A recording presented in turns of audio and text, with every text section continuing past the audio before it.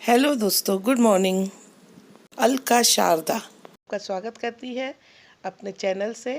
और आज फिर मैं एक नया टॉपिक लेके आपके सामने शेयर करने जा रही हूँ और आपसे कुछ बातें करूँगी। और आज का मेरा टॉपिक है सद्गुरु। तो सद्गुरु या सत्य गुरु का अर्थ है सच्चा गुरु। ये शब्द गुरु के अन्य रूपों जैसे संगीत, विद्या के गुरु, पढ़ाने वाले गुरु, माता पिता रूपी गुरु आदि से अलग माना जाता है। सद्गुरु नाम केवल ऐसे ज्ञान प्राप्त ऋषि या संत को दिया जाता है जिसके जीवन का उद्देश्य आध्यात्मिक मार्ग पर गुरु शिष्य परंपरा के अनुसार बनाए गए शिष्य को मार्गदर्शन देना है, जिसके कारण से ईश्वर प्राप्ति होकर आत्मज्ञान हो जाता है। सच्चे गुरु का सबसे बड़ा गुण यह है कि वो स्वयं भी सच्चे मालिक ईश्वर को जान चुका है। वो कबीर के एक शब्द में सद्गुरु को सच्चा संत कहा गया है। भगवान राम के गुरु विशिष्ट त्रेता युग में सद्गुरु थे।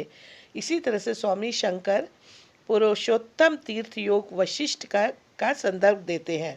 वास्तविक गुरु वो है जो दृष्टि, स्पर्श या अनुदेश से शिष्य के शरीर में आनंद संवेदना उत्पन्न कर दे।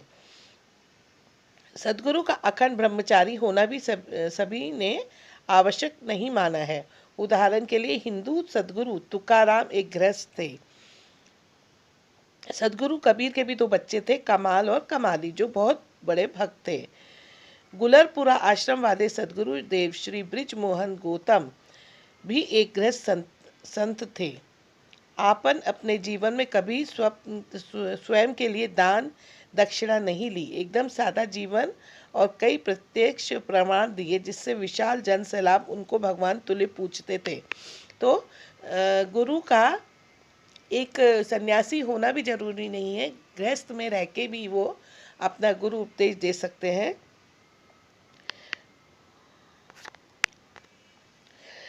सद्गुरु एक माध्यम का प्रतीक होते हैं जो ईश्वर की ओर ले जाता है। आत्मज्ञान के मार्ग में सद्गुरु ही अपने शिष्यों को मार्ग पर अग्रसर करते हैं। संत मत और उनकी अद्वैत मत धारा में जीवित गुरु को ही ईश्वर प्राप्ति का मार्ग माना गया है। तो दोस्तों, हमने देखा कि अज्ञान को नष्ट करने वाला जो ब्रह्म रूप प्रकाश है वो सद्गुरु है। आश्रम में गुरु शिष्य परंपरा का निर्वाह होता रहा है। भारतीय संस्कृति में गुरु को अत्यधिक सम्मानित स्थान प्राप्त है। और अगर हम भारत के इतिहास को में देखें तो गुरु की भूमिका समाज को सुधार की ओर ले जाने वाले मार्गदर्शन के रूप में होने के साथ क्रांति को दिशा दिखाने वाली भी रहती है। गुरु शिष्य परंपरा हमारे देश में कई सालों से, कई पीढ़ियों से चली आ रही है। भारतीय संस्कृति में गुरु शिष्य परंपरा के अंतर्गत गुरु जो होता है, मतलब जो शिक्षक है, अपने शिष्य को शिक्षा देता है या कोई विद्या सिखाता है। बाद में वही शिष्य गुरु के रूप में दूसरों को शिक्षा देता है। यही क्रम चलता जाता है और ये परंपरा सनातन धर्म की सभी धाराओं में मिलती है और इसे ही हम गुरु शिष्य परंपरा कहते हैं। गुरु शिष्य की यह परंपरा ज्ञान के किसी भी क्षेत्र में हो सकती है, चाहे आध्यात्मिक, संगीत, कला, वेदाध्ययन, वास्तु आदि। भारतीय संस्कृति में दोस्तों गुरु को बहुत महत्व है। कहीं गुरु को ब्रह्मा विष्णु महेश कहा गया है तो कहीं गोविंद। सिख शब्द संस्कृति के शिष्य से उत्पन्न हुआ है। तो दोस्तों, हमने देखा कि गु शब्द का अर्थ है अंधकार यानी कि अज्ञान और रू शब्द का अर्थ है प्रकाश यानी कि ज्ञान। तो अज्ञान को नष्ट करने वाला जो ब्रह्म रूप प्रकाश है वो गुरु कहलाता है। अब गुरु के बारे में हमने इतनी सारी बातें करी, आप उसको गुरु कहो या सद्गुरु कहो या परमात्मा कहो, वो एक ही मतलब होता है उसका। आश्रमों में भी गुरु शिष्य परंपरा का निर्वाह कई सालों से हो रहा है। तो अब हम ये कहते हैं भारतीय संस्कृति में गुरु का स्थान ईश्वर से भी ऊपर माना गया है। तभी तो हम दोस्तों उनको गुरु को कहते हैं गुरु ब्रह्मा, गुरु विष्णु, गुरु देवो महेश्वर, गुरु साक्षात परम ब्रह्मा, तस्मै श्री गुरुदेव नमः। हमारे प्राचीन काल में गुरु और शिष्य के संबंध का आधार था गुरु का ज्ञान, मौलिकता और नैतिक बल, उनका शिष्यों के प्रति स्नेह भाव तथा ज्ञान बांटने का निस्वार्थ भाव। और शिक्षक में क्या होता था कि गुरु के प्रति पूर्ण श्रद्धा, गुरु की क्षमता में पूर्ण विश्वास तथा गुरु के प्रति पूर्ण समर्पण एवं अज्ञानकारिता अनुशासन शिष्य का सबसे महत्वपूर्ण गुण माना जाता था।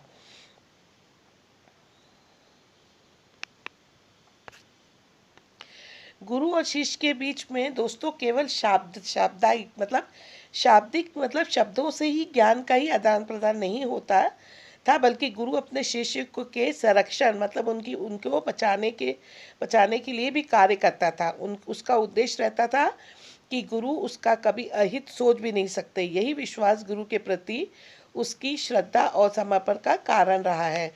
तो दोस्तों हमने देखा कि सद्गुरु हमारे किस तरह से हमारे जो हर कार्य में अगर हमें विश्वास है उन पे पूरी श्रद्धा है, पूरा प्रेम रखेंगे तो वो हर समय हमारे साथ रहते हैं। चाहे हम उनको भूल जाए लेकिन वो हमें कभी भी नहीं भूल सकते हैं और वो हमेशा हमारी सहायता करते हैं। तो दोस्तों हमने देखा कि गुरु जो होते हैं, हमारे सद्गुरु जो होते हैं, हमें हर समय हर स्थान पे हमारी सहायता करते हैं और वो हमारे पर दया करते हैं, पर बस हमें उनके ऊपर विश्वास, श्रद्धा, आस्था, प्रेम और स्नेह रखना चाहिए। और जो अपने वो वचन कहते हैं मतलब वो जो बातें बताते हैं उनको हमें अनुशासन में रहते हुए पालन करना चाहिए, तो वो हमारा हमेशा अच्छा ही करते हैं।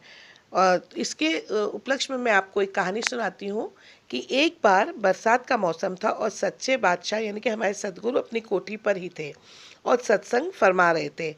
कुछ लोग सच्चे बादशाह के पास आए और विनती की कि दाता, बारिश का मौसम है और सब नदियाँ उफान पर हैं। सरकार ने भी हाई अलर्ट कर दिया है, साथ ही पानी तेजी से बढ़ रहा है।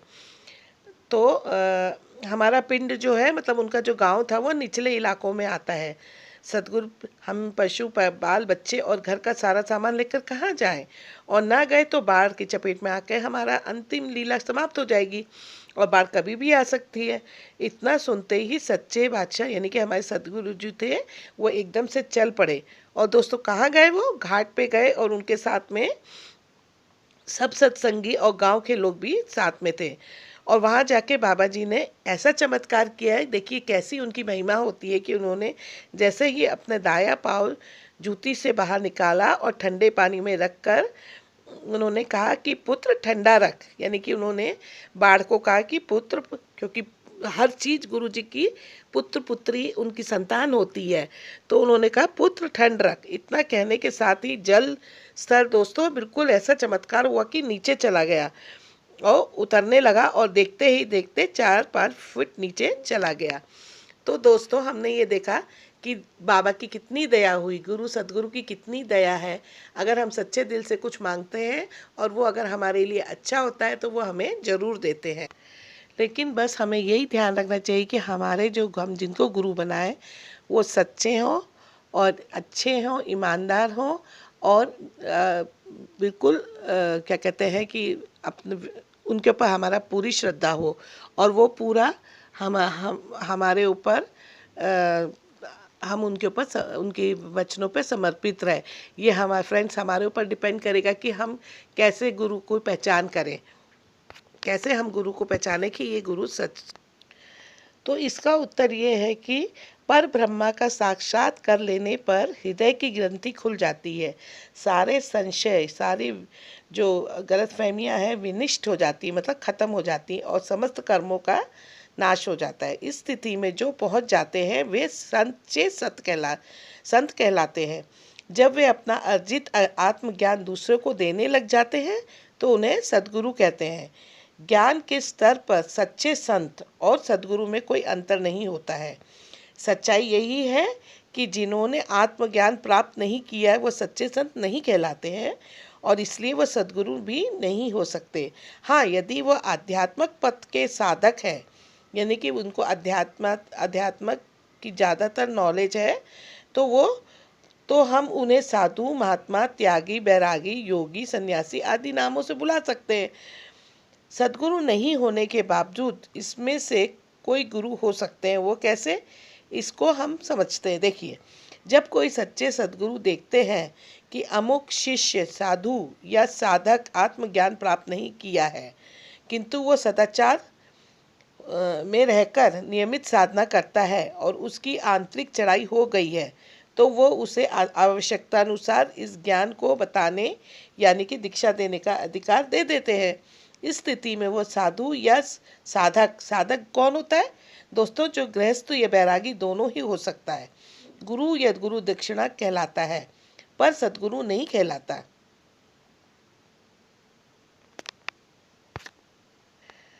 अब मैं आपको यहाँ पे कबीर का एक दोहा बताऊंगी जिसमें कहा गया है कि प्रथम गुरु है माता पिता, रज बिरज का सोई दाता। दूसर गुरु है मन की धाई, विरह वास को बंद छुड़ाई। तीसर गुरु जिन धारिया नामा, ले ले नाम पुकारे गामा। चौथे गुरु जिन शिक्षा दीना, जग व्यवहार सबे तब चीन्हा। पंचम गुरु जिन वैष्णव कीना, राम नाम का सुमिरन दीना। छठे गुरु जिन भरम गढ़ तोड़ा, दुविधा मेटी एक से जोड़ा। सातव गुरु जिन सत्य शब्द लखाया, जहाँ का तत्व सो तहाँ समाया। तो कबीरदास जी ने 7 गुरु संसार में, सेवक सब संसार, मतलब सदगुरु जी कबीरदास जी ने 7 गुरु बताए हैं और कहा है कि गुरु संसार में, सेवक सब संसार के, इन ये 7 गुरु के सेवक सब संसार के लोग होते। सदगुरु सोई जानिए जो भव जल उतार पार। मतलब सदगुरु उसी को हम जानेंगे जो हमें भव सागर के, यानी कि इस दुनिया से मोक्ष दिला के भव जल उतार हमको उतारेंगे। तो इसमें दोस्तों यहाँ पे संत कबीरदास जी ने जिन 7 गुरुओं के बारे में बोला है और उन्हें सरल शब्दों में मैं आपको इसका दोहे का उत्तर बता रही हूँ कि पहला गुरु हमारे माता पिता होते हैं, दूसरे प्रसव कराने वाली दाई होती है, तीसरा नामकरण करने वाले होते हैं जो हमको नाम देते हैं, चौथे होते हैं हमारी प्रारंभिक शिक्षा देने वाले, पांचवें वैष्णव बनाकर मंत्र जाप का ज्ञान देने वाले होते हैं गुरु, छठे ईश्वर एक है इसका ज्ञान देने वाले होते हैं और सातवें आंतरिक सार शब्द को पकड़कर, मतलब हमारे अंदर में जो शब्द हो रहा है, जो धुन हो रही है, उसको पकड़कर परम पद या मोक्ष धाम पहुंचाने वाले ये 7 गुरु संत कबीरदास जी के अनुसार जो होते हैं भव सागर पार करा देते हैं, वे ही सदगुरु कहलाते हैं। पर सदगुरु के बारे में, सच्चे सदगुरु के बारे में अब ये तो हमने देखा दोस्तों कि सदगुरु कौन होते हैं, लेकिन अब सच्चे गुरु कौन होते हैं इसके बारे में हम आपको एक दोहे में बता रहे हैं। जैसे ज्ञान कहे अज्ञान बिनु, तम बिनु कहे प्रकाश। निर्गुण कहे जो सद्गुण बिनु, सो गुरु तुलसीदास। अर्थात जो अज्ञान पद को छोड़कर ज्ञान की बात कहता है, जो अंधकार से ऊपर उठकर प्रकाश की बात करता है, जो सद्गुण के परे, सगुण के परे निर्गुण की बात बतलाता है, वही सच्चे गुरु हैं। तो दोस्तों आज मैंने आपको सतगुरु के बारे में जितनी जानकारी मुझे थी मैंने आपको दी है। और आज की मेरी जो सतगुरु के बारे में जो मैंने अपनी जिज्ञासा आपके सामने व्यक्त की है, आपको सतगुरु के बारे में जो मैं तो इतनी नहीं ऊंची हूँ कि मैं बिल्कुल सही बता सकती हूँ, लेकिन मैंने जहाँ तक सीखा है, जहाँ तक मैंने पढ़ा है किताबों में, तो वहाँ तक मैंने आपको समझाया है। और आशा करती हूँ कि आपको ये मेरी आज की वीडियो बहुत पसंद आई होगी। और दोस्तों प्लीज़ कमेंट करके, मैं जैसा कि हर वीडियो में कहती हूँ, आप मुझे बताइए कि आपको मेरी जो मैंने अभी नई श्रृंखला स्टोरीज़ की शुरू की है, जिसमें मैं परमार्थी स्टोरी, शिक्षाप्रद स्टोरी, अपनी पौराणिक कहानियाँ डालती हूँ, तो ये वीडियोस आपको कैसी लग रही हैं। और अगर ऐसे ही आप ज़्यादा कुछ और सुनना चाहते हो तो प्लीज़ मेरा आपसे अनुरोध है कि आप ज़रूर मुझे बताइएगा, मैं उसी तरह की वीडियोस बनाऊंगी। तो दोस्तों आज तो बहुत सारी बातें अपनी हो गई है और फिर मैं जल्दी ही एक नए इसी तरह के टॉपिक के साथ आपसे मिलूँगी। तो अब मैं आपसे विदा लेती हूँ और नई स्टोरी में आपके साथ में जल्दी ही संपर्क में आती हूँ। तब तक के लिए have a nice day, good bye.